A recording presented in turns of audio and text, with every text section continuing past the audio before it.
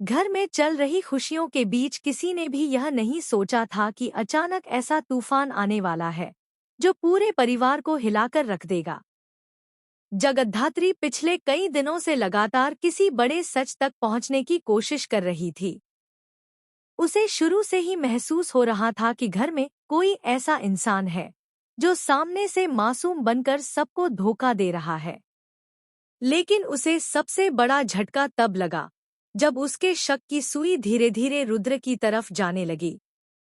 वही रुद्र जिस पर पूरा परिवार आंख बंद करके भरोसा करता था, अब एक बहुत बड़े राज के घेरे में आ चुका था।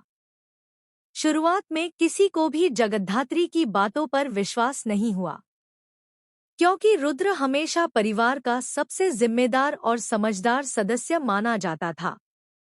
उसने हर मुश्किल समय में परिवार का साथ दिया था। इसलिए जब जगद्धात्री ने पहली बार रुद्र पर शक जताया, तब सभी ने उसे गलत समझा। यहाँ तक कि परिवार के कुछ लोग जगद्धात्री पर ही सवाल उठाने लगे। लेकिन जगद्धात्री के मन में बार बार यही एहसास हो रहा था कि कहीं न कहीं रुद्र कुछ बहुत बड़ा छुपा रहा है। उधर रुद्र भी पिछले कुछ दिनों से अजीब व्यवहार कर रहा था।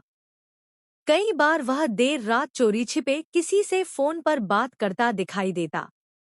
जब कोई उससे सवाल पूछता तो वह गुस्से में बात टाल देता।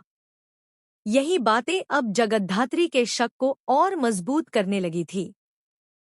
लेकिन बिना सबूत के वह किसी के सामने कुछ साबित नहीं कर सकती थी।